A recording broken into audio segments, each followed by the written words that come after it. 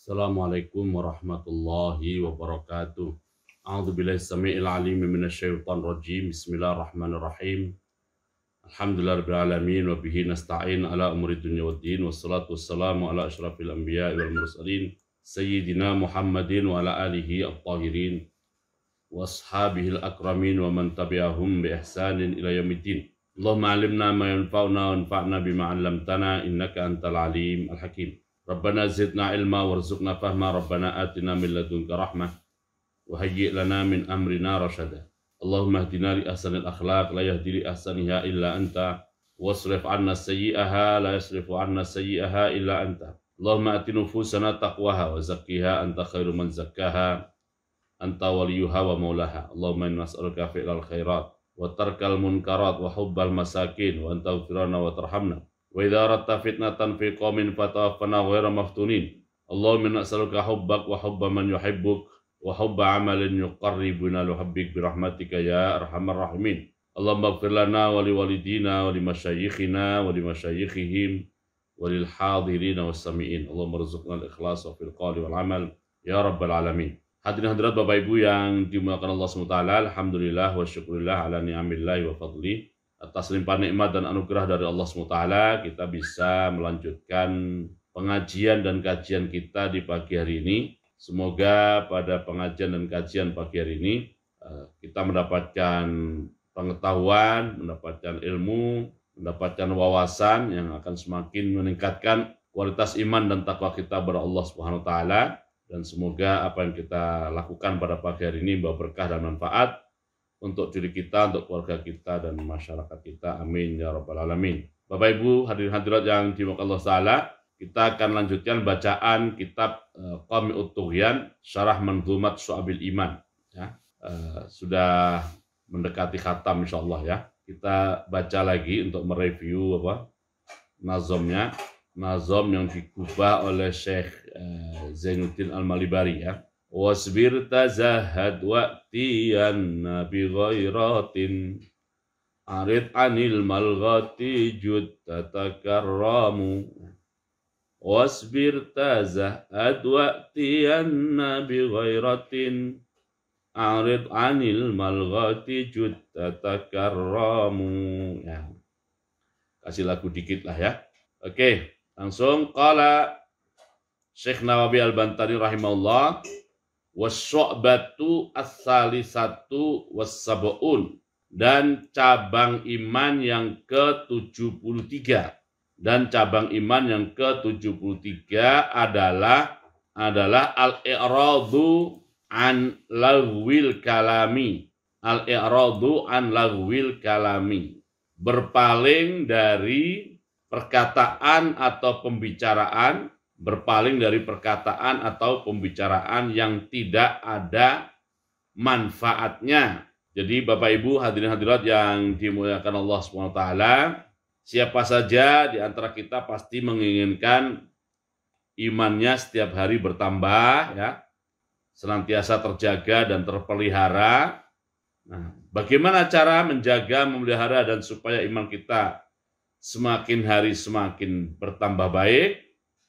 Di antara caranya adalah kalau ada perbincangan atau kalau ada pembicaraan atau kalau ada ngobrol-ngobrol, istilah Melayunya kalau ada forum berbual-bual gitu. Kalau ada forum seperti itu, maka kita lihat ada manfaatnya atau tidak. Kalau tidak ada manfaatnya ya kita berpaling, menjauhi atau menghindari. Menjauhi atau menghindari. Tapi kalau ada manfaatnya, ya namanya juga ada manfaatnya. Ya kita ikut di situ karena ingin mendapatkan manfaat itu.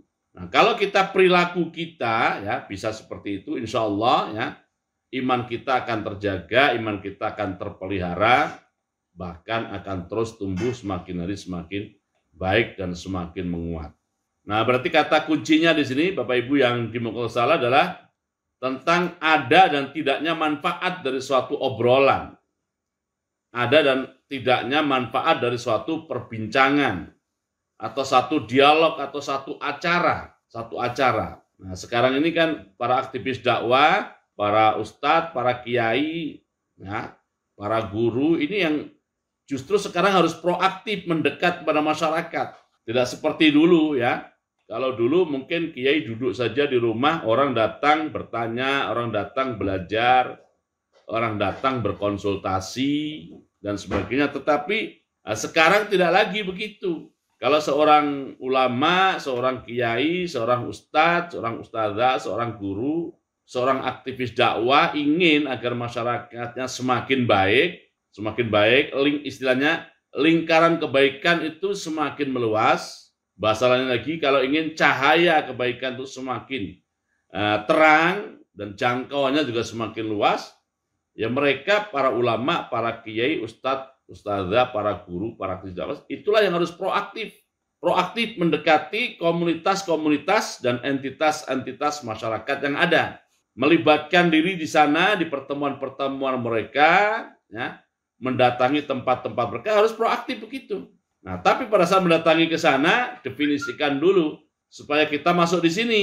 Ya, kira-kira kalau saya terlibat atau melibatkan diri di sana, nimbrung di sana, terjun di sana, apa manfaat dan kegunaan dari keterlibatan saya di sana?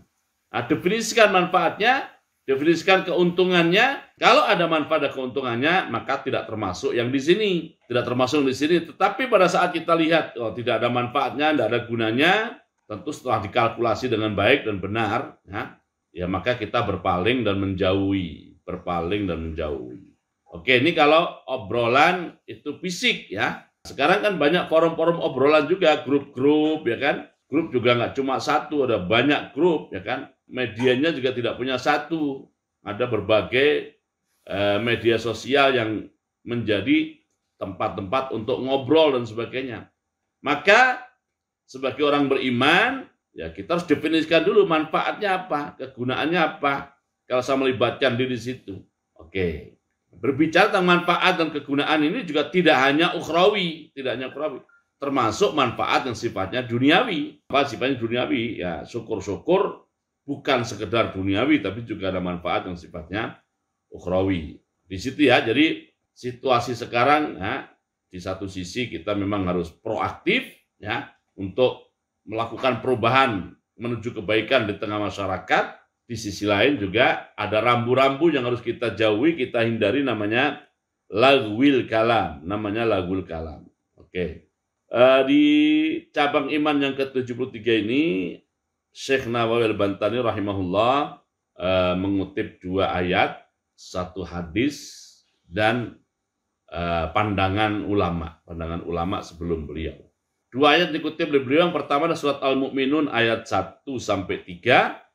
Ayat kedua adalah surat Al-Qasas ayat 55. Al-Qasas ayat 55. Kemudian hadis Nabi 1, hadis rawahul Bukhari Muslim. Dan nanti ada kutipan dari pandangan ulama, yaitu kutipan dari Syekh As-Suhaimi ya. Suhaimi pakai H ya. Insyaallah kita baca satu-satu. Nah, sebelum saya lanjut, ini menariknya 2 ayat yang dikutip oleh Syekh Nawawi Al-Bantani rahimahullah, dua-duanya adalah ayat-ayat Makkiyah. Dua-duanya adalah ayat-ayat Makkiyah. Ya, artinya ayat-ayat yang Rasulullah SAW dulu tuh sangat proaktif gitu ya. Sangat proaktif untuk untuk mendekati masyarakat, untuk bergaul dengan masyarakat, untuk mendatangi forum-forum dan tempat-tempat mereka. Beliau sangat proaktif. Tetapi satu saja rambu-rambunya, jangan sampai ya masuk dalam kategori lagwil kalam. Insya Allah nanti di pembahasan akan semakin jelas insya Allah ya. Ayat pertama, qala ta'ala, Allah SWT berfirman, a'udzubillahi minasyaitonir rajim, bismillahirrahmanirrahim. Qad aflahal mu'minun ya. Qad aflaha al-mu'minun. Sungguh telah beruntung, atau sungguh telah benar-benar beruntung. Siapakah itu? Ya gitu ya. Yaitu alladzina hum fi salatihim khashi'un. Yaitu mereka-mereka yang dalam salat mereka salat secara khusyuk. atau kita pendekkan kalimatnya, yang mereka khusyuk dalam sholat mereka. Orang yang kalau bisa khusyuk, bisa fokus gitu ya, pikiran, perasaan, hati, dan juga fisiknya terlibat memang langsung dalam sholat seluruhnya, itulah khusyuk. Pikirannya bisa menghayati dan mencerna ayat-ayat yang dibaca dan zikir-zikir yang diucapkan. Juga bisa mencerna dan menghayati aktivitas-aktivitas fisiknya. Aktivitas-aktivitas fisiknya. Kenapa berdiri, kenapa rukuk, kenapa sujud, kenapa iktidal, dan sebagainya. Itu pikirannya bisa ke situ. Oke? Nah, hatinya terbawa kepada suasana pengagungan pada Allah. Kebawa pada suasana mengagungkan Allah SWT. Ya kan? Nah, itulah khusyuk. Nah, fisiknya bergerak. Oke. Siapa lagi orang-orang beriman yang masuk kategori aflaha? Orang-orang beriman yang masuk kategori aflaha, sifat berikutnya adalah walladzina hum 'anil lagwi mu'ridun. Walladzina hum 'anil lagwi mu'ridun. Dan orang-orang yang mereka itu berpalingnya 'anil lagwi, dari segala sesuatu yang tidak membawa manfaat. Tidak membawa manfaat atau tidak ada gunanya. Tidak membawa manfaat atau tidak ada gunanya. Oke, ya. Ini secara spesifik, secara khusus di surat Makkiyah atau periode Makkiyah, Allah SWT menekankan tentang masalah anil lagwi mu'ridun ini. Nah, sekali lagi ya, jadi secara kalau kita lihat sirah atau kita baca sejarah perjalanan hidup Nabi kita Muhammad SAW, juga sejarah perjuangan beliau bergaul dekat dengan masyarakatnya, mendatangi forum-forum mereka, menghadiri majelis-majelis mereka, terlibat dalam berbagai urusan mereka, ya, tapi tetap ada sesuatu yang menjadi komitmen beliau. Beliau tidak menerjunkan diri pada hal-hal yang tidak membawa manfaat. Oke, itu ayat pertama. Ayat kedua yang dikutip oleh Syekh Nawawi adalah surat Al-Qasas 55. Wa idza sami'ul lagwa a'radu anhu. Wa idza sami'u, dan jika mereka mendengar al-lagwa, sesuatu pembicaraan atau perbincangan atau perbualan, ya, obrolan dan sebagainya yang tidak ada manfaatnya, sikap mereka adalah a'radu anhu. Mereka berpaling darinya. Ayat ini kalau kita rujuk ke posisi di mushafnya di Al-Quran, yaitu di Al-Qasas 55, kita lihat sebelumnya mulai dari ayat berapa ya? 50-an lah kira-kira begitu. Kita akan dapati bahwa ini ayat bercerita tentang ahlul kitab yang, ya, pada saat muncul Nabi kita Muhammad SAW menyampaikan dakwah Islam, ahlul kitab itu beriman kepada beliau SAW sebagai Nabi dan Rasul, beriman kepada Al-Quran. Walaupun banyak ahlul kitab yang tidak mau beriman kepada beliau SAW, tidak mau beriman kepada Al-Quran. Nah, lalu surat Al-Qasas 55 atau mulai 50-an kalau nggak salah, itu bercerita tentang kriteria ahlul kitab yang pada saat bertemu dakwah Nabi Muhammad SAW, mereka beriman pada beliau, beriman pada Quran. Di antara sifat-sifatnya adalah karena dulu mereka adalah orang-orang yang, sebelum datangnya Nabi Muhammad sebagai Nabi dan Rasul maksudnya, mereka adalah orang-orang yang memang telah menempa diri, telah mentarbiah diri mereka dengan berbagai kriteria baik. Di antaranya adalah, di antara kriteria yang telah mereka didikkan atau tarbiyahkan atau mereka bina pada diri mereka adalah kriteria idza sami'ul lagwa a'radu anhu. Idza sami'ul lagwa a'radu anhu. Nah, karena mereka adalah orang-orang dari dulu terbiasa melakukan tarbiyah zatiyah, pembinaan terhadap diri sendiri dengan berbagai hal-hal yang positif, maka itu memberi pengaruh, memberi impact, memberi dampak pada saat mereka bertemu dengan dakwah Nabi kita Muhammad Sallallahu Alaihi Wasallam. Mereka beriman pada beliau SAW. Nah, itu suasana ayat itu, ceritanya yang saya pahami seperti itu, ya, yang saya tangkap itu seperti itu. Nah, ini pelajarannya bagi kita. Ya, kita sekarang ini kan Masya Allah ya, apalagi zaman medsos ini ya. Nah, zaman medsos ini, saya bisa katakan itu sebenarnya di dunia medsos ini banjir tentang pengetahuan agama. Jadi bukan sekedar melimpah, bukan sekedar banyak, bukan sekedar ada. Jadi sampai ke tingkat banjir gitu ya. Jadi banyak sekali bahan-bahan ceramah agama, ya nasihat-nasihat kebaikan, kajian ayat, kajian hadis, kajian ilmu-ilmu agama itu melimpah sekali sekarang ini di dunia itu, di dunia medsos ini. Tapi kenapa yang sesuatu yang sudah membanjir seperti itu kadang-kadang kita tidak merasakannya sebagai bahan untuk tarbiyah diri kita? Salah satu sebabnya, wallahu alam, berdasarkan Al-Qasas 55 ini karena kita tidak terbiasa untuk menilai dan mengukur apakah ini lagu atau tidak, gitu ya. Nah, kalau kita terbiasa mentarbiyah diri dengan berpaling dari al-lagu, tapi begitu ada manfaatnya kita masuk dan terlibat, ya insya Allah apa yang telah membanjir di medsos itu akan memberi manfaat kepada kita sekarang. Kepada kita sekarang. Ini kalau dipikir-pikir, Masya Allah ya, sekarang ini dulu ya kalau dari sisi ilmu agama itu ya, masyayikh atau syuyukh-syuyukh yang kita tidak bisa bertemu. Secara teori rasanya nggak akan bisa ketemu, ya kan?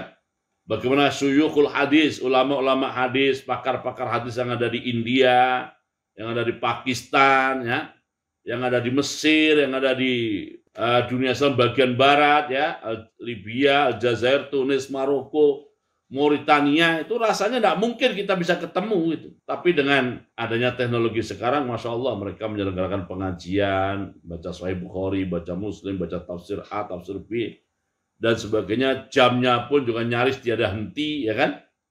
Supaya agama itu tidak kotor, maka kita bikinkan agama kita itu namanya sampul atau cover, ya. Sampul atau cover supaya yang kotor itu sampul atau covernya.